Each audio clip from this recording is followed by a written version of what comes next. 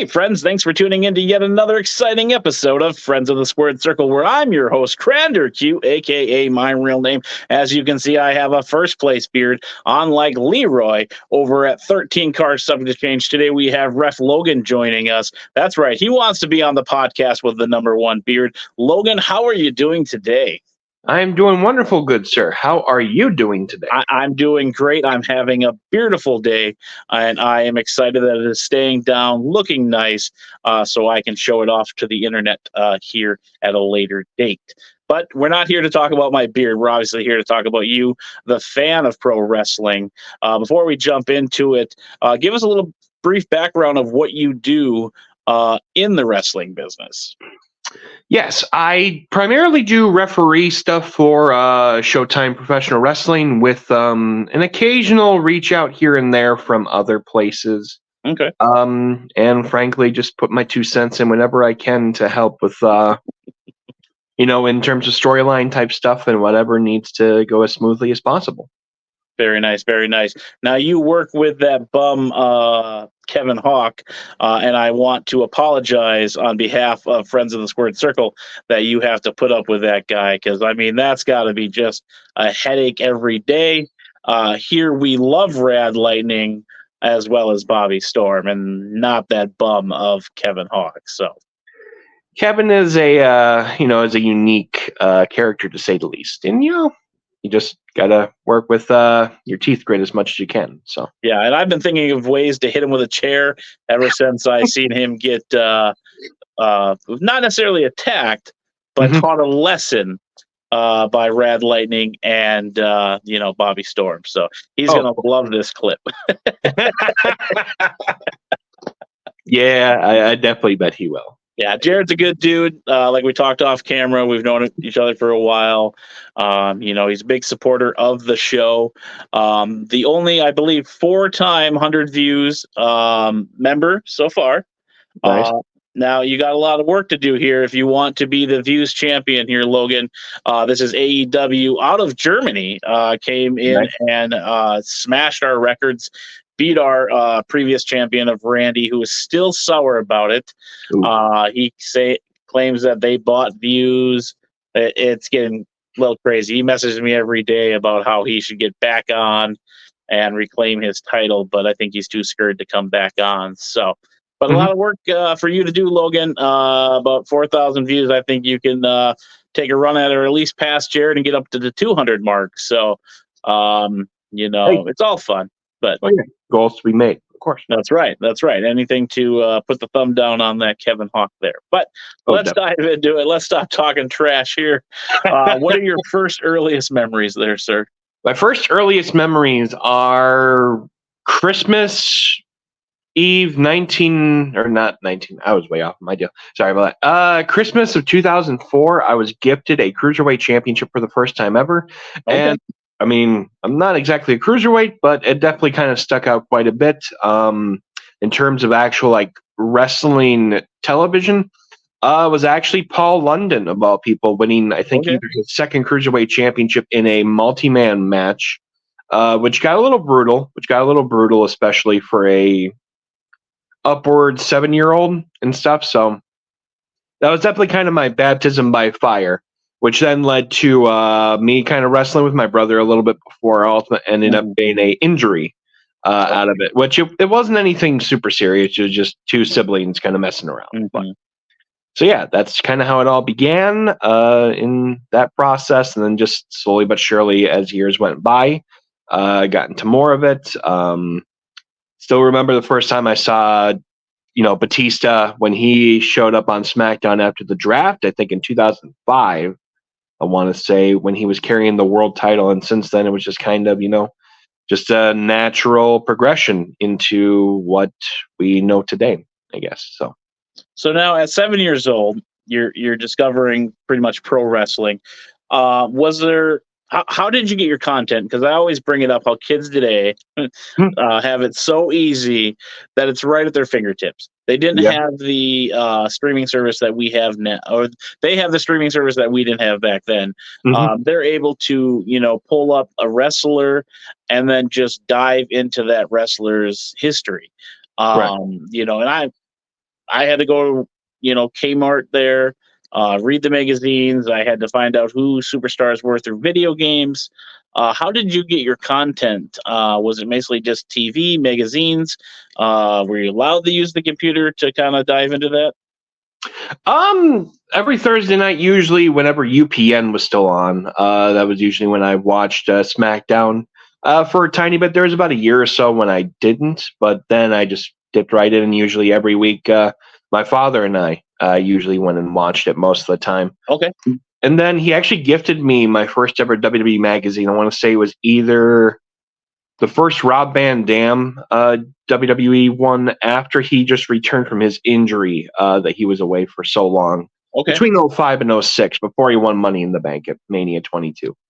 Very nice. Very nice. And then as time went on, I was gifted some WWE video games and just kind of did my own little like on the nose, storytelling for fun kind of thing, like some usually would. And it just kind of grew into, my casual love for it, especially because growing up on with ASD and the Spectrum and whatnot, there wasn't really too much that I had interest in.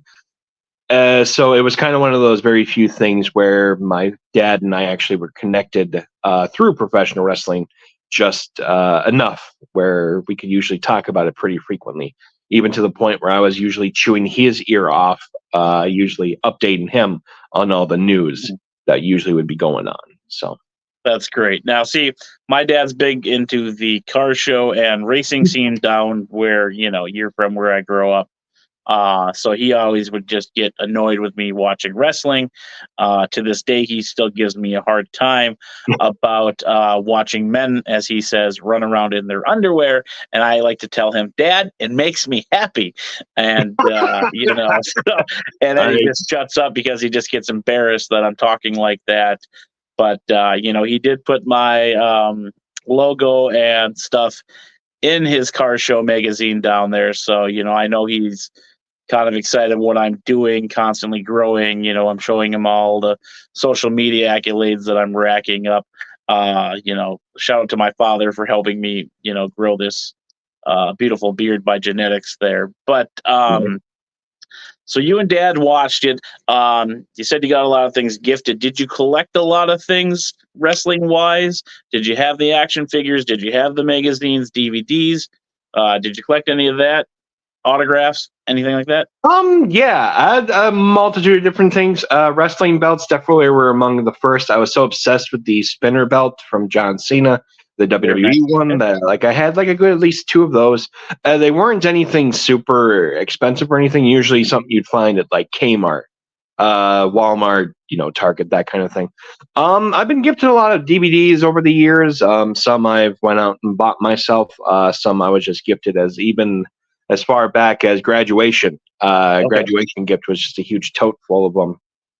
So I have a good, decent few of those. I even got one of the, when they packed up the WrestleMania 21 history of WrestleMania stuff, I actually was gifted one from 17 to WrestleMania 20 of all things too. So that was definitely quite a unique one to get out of that. I even got an old, and here's even a little outside of the normal spectrum.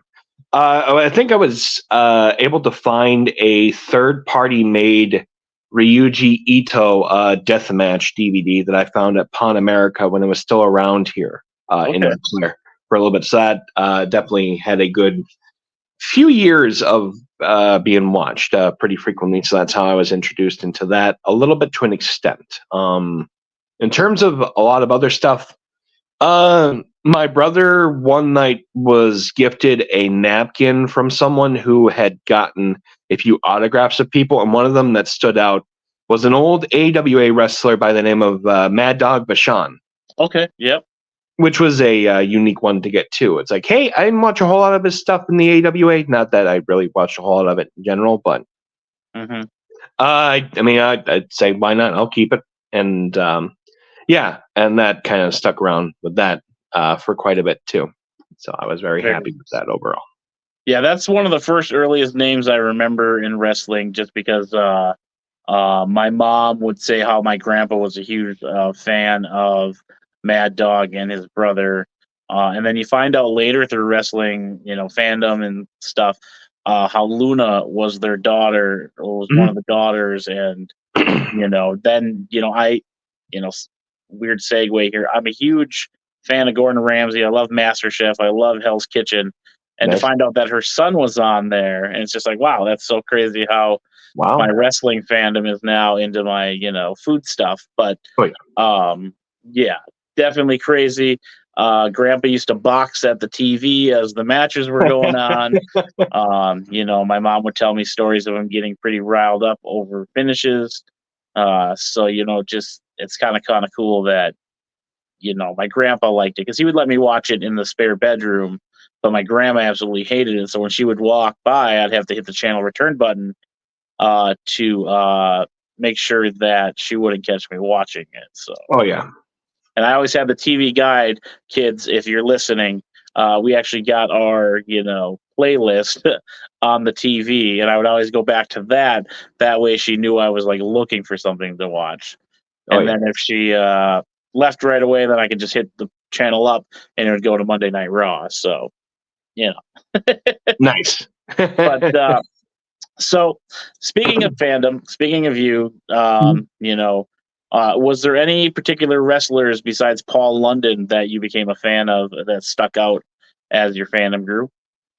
Well, definitely John Cena was amongst my favorite just because of what he stood for, played a huge part on for me and how I've been growing up. I used to try to keep my nose clean for the most part of a lot of different stuff and whatnot. So he was always kind of the biggest inspiration. Another one that was never really one of my favorites, but was always one that I acknowledged, was definitely one that I would definitely watch over a lot of other ones, was definitely Undertaker. Okay. Especially growing up as a SmackDown fan. He was a definite must. You have to watch a lot of his stuff. Otherwise, you won't know true storytelling or how a wrestler presents themselves in such a high degree. Amongst a plethora of others, definitely London and Kendrick for a little bit when they were a tag team. Definitely still remember very little. Road Warrior Animal and Heidenreich during their LOD 2005 run for a little bit. For some reason, that stands out a little bit too, being amongst the wackiest different pairings and whatnot. And some of those work, some of those are just garbage, like what you yeah, I mean, take what you can get, I guess. Yeah. Amongst a plethora of others, definitely Ashley Massaro, for one reason or another, just because I dug really those kinds of people a little bit growing up, which not a lot of people really knew, was that I was into women like that to be an extent, to be respectful, of course. That punk side, yep. Just enough where it's like, okay, it's not fully into it, but it's like, into it enough.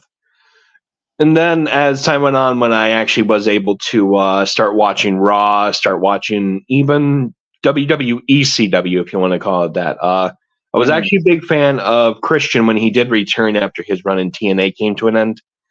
And from there, it kind of just grew into him basically kind of being like a John Cena for ECW for me. So that's how I kind of grew into more of enjoying his stuff until, more or less when he became heel, fighting Orton for the world title. But that was a fun one. Just one more shot. Sure. And I remember that one kind of thinking like, Orton doesn't need it. Orton doesn't need it. I always liked Christian, and just he always had he still does that just more cocky side to him than Edge. He's better wordsman, I guess. So this is where I want you to brag, Logan. Okay. Have you been able to meet any wrestlers? Is there anybody on your bucket list? Like I said, this is about you. I want you to brag about your big stories. Have you gotten to meet any big legends or? Well, I shared a locker room for a very tiny bit with Let's see here. Rad Lightning. The name you're looking for is Rad Lightning. Yeah, so to be honest, I've knew Rad going on since 2008, so it doesn't surprise me that would. He's definitely up there. Wow. Jeff Cobb. I actually met Jeff Cobb, and I shared a Showtime event with him for like a weekend. He was there, yep. And stuff. So it was very, very small, very minor, a little back and forth and stuff. Around the beginning of 2008, for a little bit, and I almost got myself into a bit of a bad spot with Jeff because he was working a seminar in St. Paul at the old I was going to say Eagles Club that was out there for a little bit, where they usually sold their usual $5 steaks. He was working a seminar, and they had like Darius Martin, you had Dante, they're working the spots too. And I kind of just have a bad habit of occasionally like just moving stuff over to try to give them more space. So as I was moving Jeff's hat at the time, he noticed it and he put it down. I was like, sorry, I didn't mean to, I was just, I know, ask before you do, but it's like, yeah, I kind of just, wanted to give him the free space for it. But he was definitely there. Bob Evans was another one that I had met through it. The seminars over the years. His tag team partner at the time, Tim Hughes, thank you for remembering, that when they worked a few shows to Showtime, when they teamed up with Kyle Pro in a 6-person tag over a few others. Coming up, I believe Alliance Pro Wrestling's All Heart event, I want to say was called, or something of the sort. Supposed to have Jimmy Hart coming in, so as far as I know, I'm supposed to be going to see it as a fan. So I think that would be a person to look forward to seeing. When I went down to La Crosse for River City Championship Wrestling, I had the opportunity to kind of have a small little back and forth with Sean Waldman and Scott Hall for a tiny bit. So very, very brief. Very nice. Definitely enjoyable. Even got to have like a back and forth with Mongo McMichael, which was, and he was pretty nice too. So I was definitely grateful to. I just remember him and his little dog. Oh yeah. It's like one of the few memories of him that stands out besides the botched TikToks that are always out there. But I just remember him with that little Chihuahua. And now I have a little Chihuahua Rat Terrier mix that's a little terrorist once in a while. But sometimes it just be the case. But he's a good dog. But back to you. Sorry. No, you're good. No worries. I've had a small little meetups here and there with a few people. On my bucket list for people I would like to meet, definitely Dave Bautista is definitely always one, because I would always want to say thank you for being one of the first people to get me into wrestling. John Cena is definitely like a must, just because he is still one of my favorite wrestlers of all time, and to show my appreciation to him with that. A more recent one that's kind of a little more around here, I'll even say Swoggle a little bit. Good dude. I give praise for that man. He's got a great book. Yeah, definitely you got to get yourself to ACW over there in Oshkosh. I'll definitely, hopefully, once the opportunity does show it. I don't have my own vehicle, so it's kind of hard for me to get to it. But every so often, maybe if I get lucky, somehow, some way, if I end up being Swoggle, I'll definitely tell him thank you too, because he also was a fun part of my childhood as well. Sorry, continue. No, you're good. Yeah. The nice thing with the wrestling community, a lot of people are going every which way. Now that my summer is going to be freeing up, hopefully, the wife, if she lets me go, I'm going to hopefully get down to your guys' neck of the woods, and then you just got to get on, Jared and Troy and just be like, hey, Swoggle, it's just down the road, Swoggle, and it'd be kind of fun if you got to actually meet him and then work a match, and be the ref in that match. And like, how cool would that be for you to say, dude, I loved you. I got to work with you. I got to share a locker room with you. Pretty badass, so. Oh, yeah, definitely. Especially working with the last ever original Cruiserweight champion. It's a dream come true indeed. But you heard it here first, folks. Book it Showtime. We need that. And I vote that Logan is the ref of that match. And if it doesn't happen, I'm not plugging you on my page. You hear that? So there we go. Stand behind you, Logan. So, Thank you, I do appreciate if you ever I don't know if you've read his book or not. He talks about a little game that they used to play backstage called Tommy Ball. I'm not going to describe it on the channel, but definitely if you get a chance to read his book, check it out. But I brought him tennis balls and I put Tommy balls on it, and he thought that was the funniest thing ever. He gave me a free autograph in my book, free picture. And he just thought it was the most hilarious gift that he got, So Nice. So if you meet him, bring some tennis balls and just write Tommy balls on them, and he'll think you're, in on the joke. So Right. Oh yeah, definitely. But so as you got older, has your fandom always been strong? Has it withered? I know a lot of us say, in those early years, we're so obsessed. As we get into teenage and mid-20s, it kind of dies down. But then we find that passion again. Like Jared is one of the few cases where he's been stuck with it ever since he was a kid. But how has your fandom kind of gone through the years? Has it been solid? Is it broken?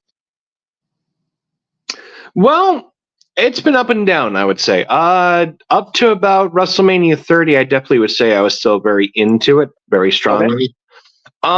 As time went on and as we ushered in closer to WrestleMania 30, there was an apparent change in the shift of the dynamic of the industry that I had been seeing. Okay. And it was even notable. Excuse me. It was even notable on leading up to Taker versus Lesnar was usually the biggest indicator for me. Mm-hmm. As one of the two. The other one was Daniel Bryan for an obvious reason.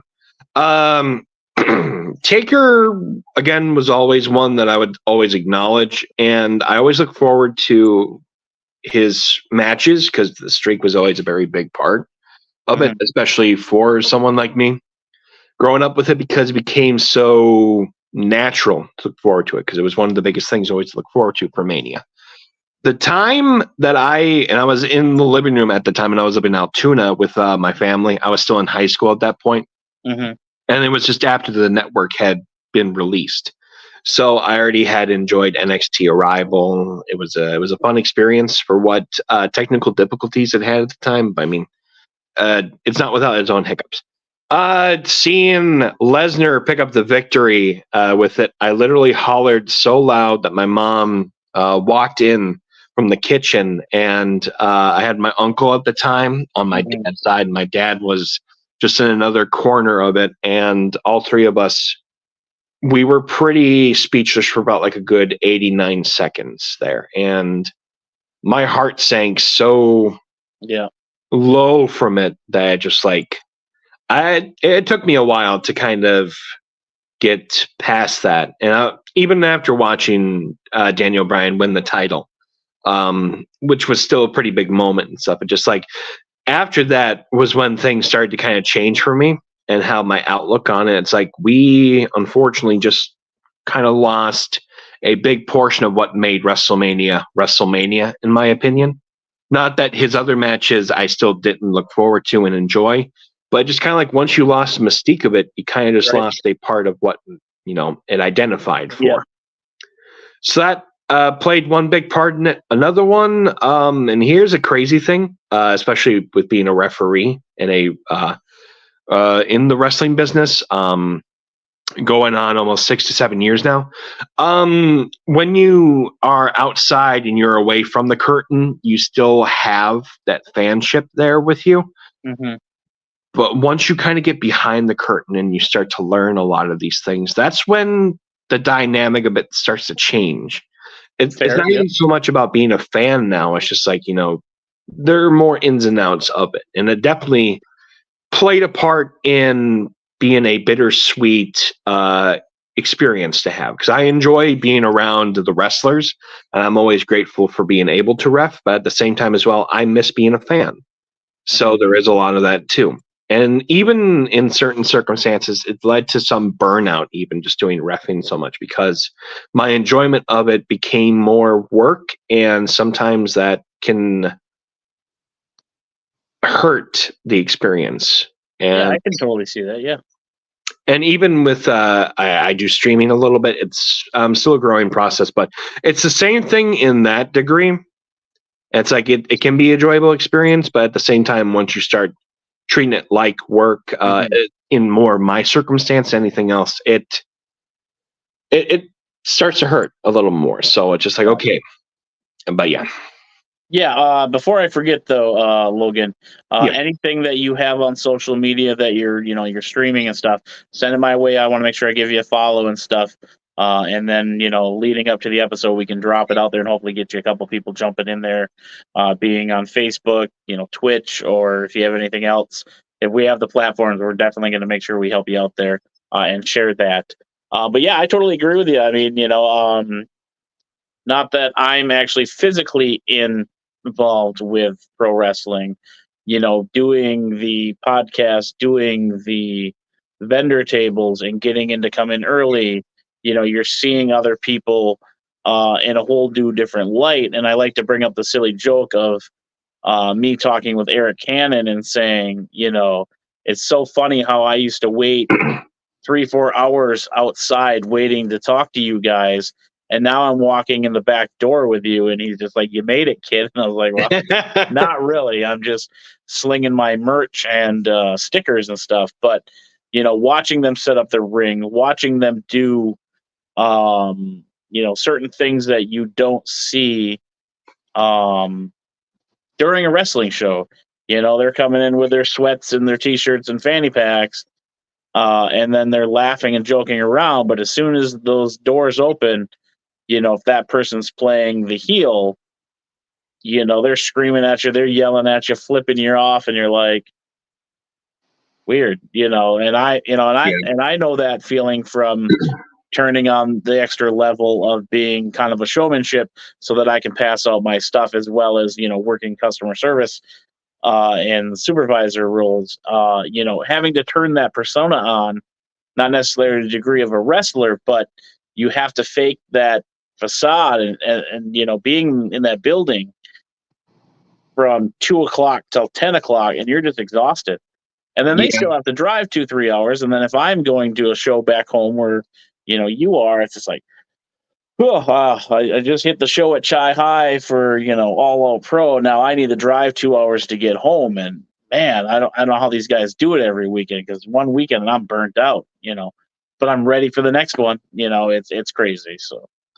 Yeah, and to even just chime in a little bit of that, it's like in professional wrestling and any kind of thing, you have to have a passion for. You have to have thicker skin with it, because it's not always about like just making the money. Which, I mean, that's up and down and whatnot, but you have to have an interest in it, or otherwise it's going to eat you alive in many different ways. Is how I've seen it. So. But yeah, no, even podcasting, I think, is just as important, if not anything, in the wrestling business, because it gets the word out, it gets people noticed in many ways, and with your passion for it, I feel it's very much on par with even running a promotion, I think. So, but that's just my opinion on it. So. Yeah, it takes a lot. It's a lot of scheduling, working out time zones, working out your personal life, making sure that lines up. Inside joke we got here when we talk about my wife, Randy, take a shot. When she's at work, I try to record, and then try to adjust my schedule for other people's schedule. And then you have people cancel, and I'm not shaming them because life happens, but it's just like, oh, okay. And I had 2 in one day, which is not a huge deal. It was just like, oh, well, poop. What am I going to do? What did I do? I jumped into my other project on the podcast because I had that time set aside. And I was like, all right, well, let's work on that. Let's get that rolling, because this is my time to record. So I might as well get something done. To me, I don't take it serious. I know some people put on the internets, I've seen other podcasts. Well, if you're going to show up for an interview, show up for an interview. Well, to me, it's just like, whatever. I have something else I can work on because I'm running 2 channels and helping with a third right now. But, Oh, yeah. One thing that I like to now say is that as podcasters, we have to remember our lane. We don't know more than what's going on behind the scenes because we're not there. So when you're spreading these false narratives, folks, just make sure you're doing the research. because we're wrestling fans first. I don't care what anybody says. We're not really in the business, as they say. Yes, we get to go behind the curtain once in a while, but we're not part of that group. We're still kind of, on the outside looking in, wishing we could be back there. Me personally, I try to look at things in the bigger scope, especially when someone's not on TV or being utilized correctly. Okay, well, are they injured? Are they dealing with a family matter? Are they being punished? Because I know at my job, if you're being punished, sometimes you don't get to come into work, or you're not getting the benefit of the reward because you basically got in trouble. And then the first thing people like to throw around is, well, it's Vince's fault. It's Tony Khan's fault. Okay, dive into it a little bit more. Maybe the reason they're not on TV this week is because they have a date in a different state and they've already booked that. So, Tony can't just say, oh, you need to be here because this is important. Or Vince can say, oh, well, you have that interview in Arizona. We're in Texas. If you can make both, make sure you make both. But, you're staying behind to do interviews and press, so we're not going to use you tonight on Raw. But as soon as they're not there, they're being buried or being used. And it's just like, come on, folks. Like, calm down. Just let things happen. Let the whole storyline arc finish, and then go back and critique it where they could have did better. Yeah, definitely. I'm going to shoot my mouth off a little bit. A lot of people were upset with the Edge and Christian most recent thing where he won it and then lost it right away. Yeah. And how they could have booked it 17 different ways. Yes, you could have, but this is the route they're going. Right. This is what you want, but this is what they did. You know what I mean? Just like you're coming on this podcast like, well, we didn't talk about me enough. Crander Q just kept flapping his gums about Otis. We could have totally talked about me and how great Showtime Pro Wrestling is, but we just talked about Otis. It's just so funny to jump on the keyboard and bash everything. And I always say, if you're going to shit on people's things, you don't love pro wrestling, so. Right. There's my TED Talk again. I get on the rant there. Sorry. It's all right. Sometimes I do that too, so I get it. Yeah. A lot of people just have different opinions on it. And for me, I try to keep mine relatively, tame in many ways, otherwise I just try not to have too many opinions on it. There's so many different stories to it and stuff, and not everyone is able to really talk about their side of the story and whatnot. Even in general, some release scenes and stuff in general. Just to make a few examples and whatnot. Was it Nick Nemeth, I believe, was Dolph Ziggler? Yep. He recently just, started working GCW. He probably has a lot of different stories on, why he was released, that kind of thing. I don't really, pay too much attention to stuff like that too much, but it's like I know there's just, try to have an understanding of being in their shoes kind of thing and just what they feel works best for them. Yep. And who am I to say like where you can work and can't work? Who am I to say that the decision you made is garbage? Now, obviously, if it's involving criminal activity and stuff, then that's a different story. But if a man wants to go work somewhere, that's totally his choice, And I'm sure everybody's going to say it's, Vince's fault for something. But maybe part of the release was his fault. Maybe he wasn't showing up. Maybe he was showing up late. Maybe he had a bad attitude. Relax, people. You don't know 100% of the story. Let things develop. Let things transpire or whatever, and then just roll with it. Oh, yeah. And the other thing that always makes me laugh is that we're so quick to report news. Some of it can be false, but we don't go back and delete those posts. We don't go back and apologize for posting that stuff because we've got our content out there, Yeah. And prime example of copy and paste media is just recently the Buccaneers coach was asked how they plan to play Detroit in Detroit with the freezing weather. Obviously, Detroit's indoors, if you don't know, folks, but every TikToker and every football news source was playing that clip, adding their 2 cents to it, and it's just like, why is everybody making their own video of this? Like, you know, put your own spin on it. If Right. something breaking happens in TNA, I like to just say, "What are your thoughts on the TNA news?" I don't replay the whole video. I like to put a little bit of a different spin on it to just ask a question about it. But I'm sure Mhm. I'll get eaten alive once I grow bigger and talk like this all the time. But anywho, let's move on real quick before I go down that rabbit hole, Logan. Right. What are some of your goals for 2024 in wrestling or as a wrestling fan?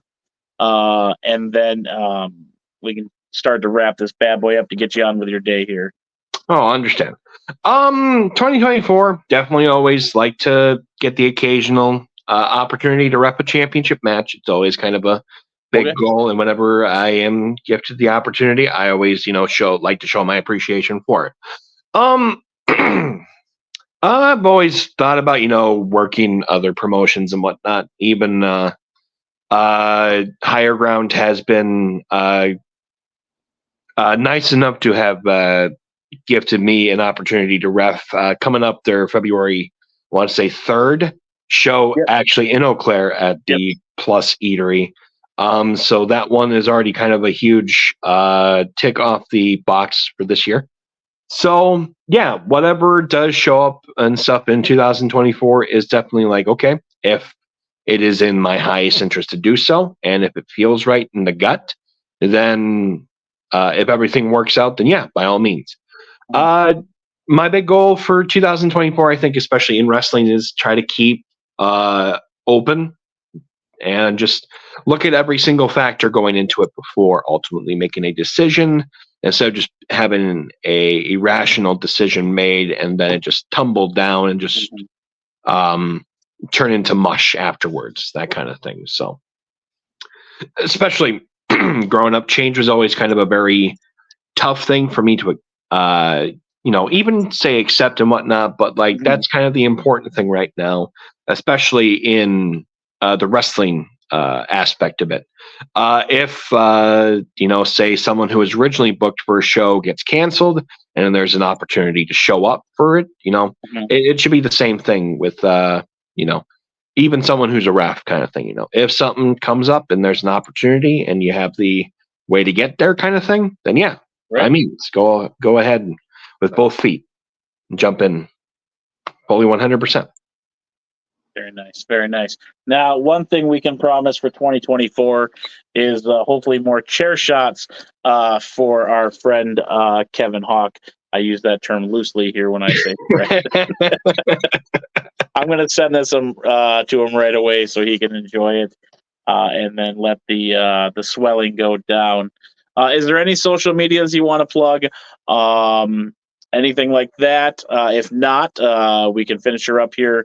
And then I'm going to hit you with one hard-hitting question because, I have to have some hard-hitting question. Now, It's you as the ref.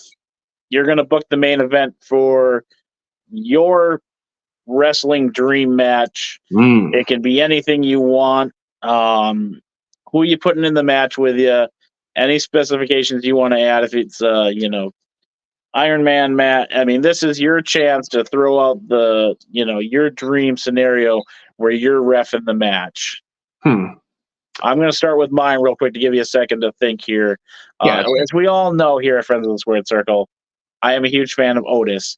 So I want to have a match with Otis, but in an eating challenge, just so I can sit there and talk with him, eat some brats, eat some giant burgers from Gronk's here in Superior, Wisconsin. That would be my dream matchup, with just hanging out with Otis and not actually officially crashing his mom's birthday party like I did. I'm wearing the brand new Shoosh shirt that I got for Christmas from my wife. Randy, take a shot. But yes, what is your dream scenario match where you get to be the ref? Ooh, I'm going to hit you with a very weird one. That's Mantar. Totally Mantar from the 90s with the RIP, by the way. Yes, of course, definitely. Versus the Gobbledygooker in a King of the Road match, like what they did in WCW back in the 90s. I know that too well. I am a huge Goldust / Dustin fan. Mhm. And I have a friend, Nick. Shout out to Nick. He does cosplay for Goldust. And I was on my way to ACW where I met Nick and sent him a picture of the truck and said, "Does this bring back memories?" And he literally, yeah. So, yep. Too funny. That is great. All right, sir. Any social medias to plug? Otherwise, we can wrap her up here. So. Yes. Frequently I do stream every Tuesday and Wednesday sometimes at 7 p.m. Central Time currently right now at twitch.tv slash punmasterlog, Loag at the end. I run the YouTube channel at youtube.com/biglog. Okay, so don't quote me on it. 2062, but otherwise known as pun space master space Loag, Loag, and then I currently run a Twitter page at LoagBig. I need to change that, obviously, for multiple reasons, but yeah, those are my primaries usually, and yeah, I usually try to keep updated on most social media. I know I need to do a little better on that, but you know, plays a big part in it. But Okay. yeah. Yeah, send those our way. We will make sure to plug those for you. We will make sure to follow you on those because that's what Friends of the Squared Circle is about, is helping you reach your goals on your platforms. Just, for showing us some love and coming on, also, we'll have to, hopefully, I think we're going to cross paths soon. Oh, yeah. I've been talking with, Mr. Storm and Hawk, potentially doing a vendor table in March. And I'll have some stickers for you. Come over, get some stickers, get a picture, as well as get, a little autograph. I know it sounds stupid, but, they're fun. The kids love them. Come hang out and let's chat some more. And definitely let's get you on here again. I want to dive into more of that reffing stuff.